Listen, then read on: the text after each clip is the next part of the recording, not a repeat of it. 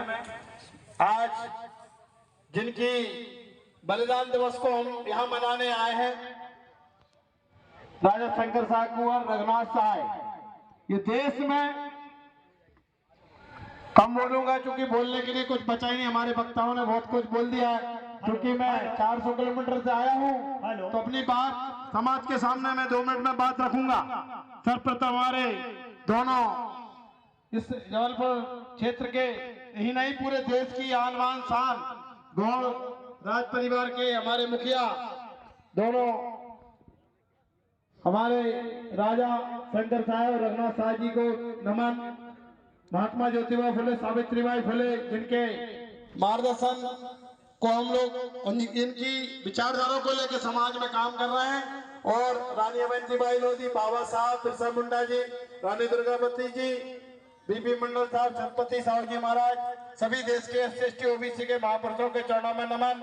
हमारे इंदौर से आए हुए, धार से पूर्व सांसद आदरणीय गजेंद्र सिंह राजू खेड़ी जी, दिल्ली के पूर्व विधायक आदरणीय डॉक्टर पंकज पुष्कर जी, ओबीसी महासभा के हमारे राष्ट्रीय कमेटी के साथी आदरणीय एडवोकेट वैभव सिंह जी, धर्मेंद्र कुशवाहा जी, इंजीनियर महेंद्र सिंह लोधी जी, मेरे साथ मध्य प्रदेश में लगातार 5 साल से लड़ाई लड़ रहे आदरणीय राकेश पटेल जी, ओबीसी महासभा की यहाँ की पूरी कटनी जबलपुर की समस्त टीम, माता बहन, पत्रकार बंधु, साथियों, अभी हम अलग अलग वक्ताओं को सुन रहे थे।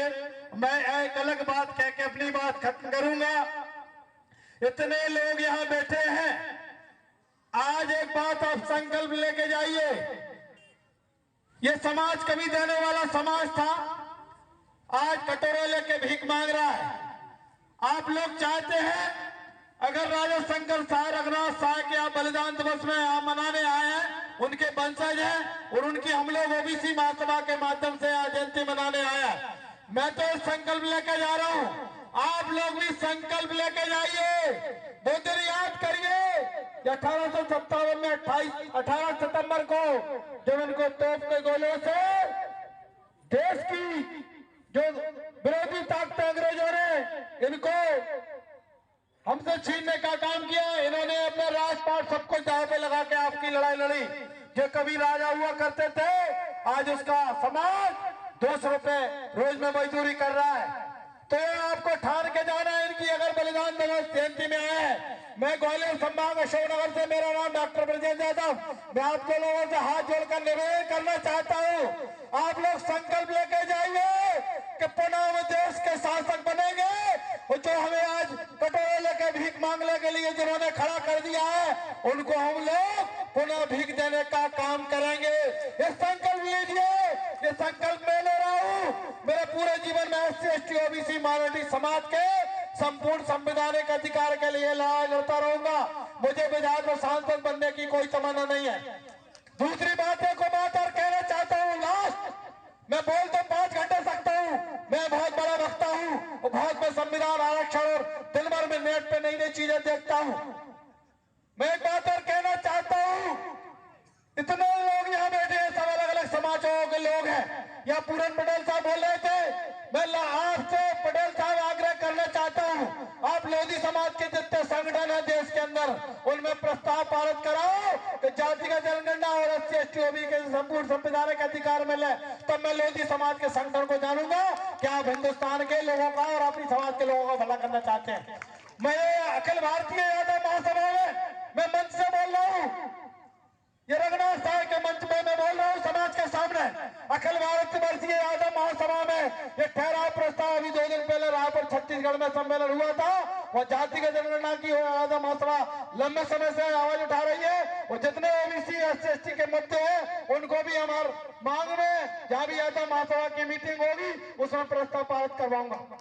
और जितने यहाँ कुर्मी पटेल के समाज के लोग बैठे हैं, ये संकल्प लेके जाना, तुम्हें अपने बच्चों की कसम है, तुम्हें महापुरुषों की कसम है, तुम्हें राजा शंकर साय, रघुनाथ साय की कसम है, तुम्हें आने वाली पीढ़ी की कसम है। अपनी अपनी समाज के ठेकेदारों से ये संवैधानिक अधिकार का प्रस्ताव डराओ, इनके बाप को देना पड़ेगा, चाहे भाजपा हो, चाहे कांग्रेस हो, चाहे समाजवादी पार्टी हो। मैं 7 अगस्त को 7 सितंबर को भोपाल की राजधानी में हमारे ओबीसी महासभा के प्रतिनिधि मंडल के रूप में मैं भारतीय जनता पार्टी के कार्यालय में गया, भाभी मैं ज्ञापन सौंप के प्राप्ति लेके आया हूँ। कांग्रेस, समाजवादी पार्टी, झाड़ू आम आदमी पार्टी और बहुजन समाज पार्टी और आजाद समाज पार्टी को ज्ञापन दिया। आप लोग अपनी अपनी समाज से प्रस्ताव पारित कराओ।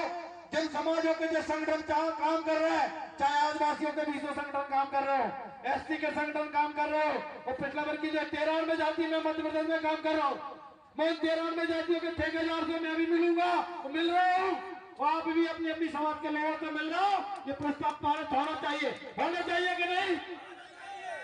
मूल काम की बात करिए। आज आप लोगों ने डीजल पेट्रोल जला के समय खर्च करके आपने एक कार्यक्रम में शिरकत की है। सबसे पहले मैं यहाँ की आयोजन कमेटी को राकेश भैया और यहाँ के हमारे जनपद साहब जो संचालन कर रहे हैं, हमारे प्रवीण भाई, यहाँ के जिला अध्यक्ष, सब लोगों ने कार्यक्रम किया, उनको भी बधाई देना चाहता हूँ। और ये बहुत महत्वपूर्ण समय है 2023 और 24 के बाद। मैं हर मंच से लाइव बोलता हूँ, आज फिर आपको बोल रहा हूँ, इस देश में ना संविधान बचेगा ना आरक्षण बचेगा। 2024 के बाद मनुस्मृति लागू होगी और हम जैसे लोग गोली से मारे जाएंगे। इस देश में बुलडोजर चलेगा, जो बोलेगा। चीन और तमाम देशों में चुनाव नहीं रहा, ऐसा आपके यहाँ होने वाला है। इसलिए सारे जातीय संगठनों को इकट्ठा करो, तो संकल्प लो, जो पिछड़ों की, दलितों की, आदिवासी की बात करेगा वही देश पे राज करेगा। धन्यवाद। जय ओबीसी, जय संविधान, जय रघुनाथ साहब, जय शंकर साहब। और आप सब लोगों ने यहाँ मुझे बोलने का मौका दिया। ओबीसी महासभा के समस्त क्रांतिकारी साथियों को सफल आयोजन की बधाई। धन्यवाद। जय मध्य प्रदेश। बहुत बहुत धन्यवाद।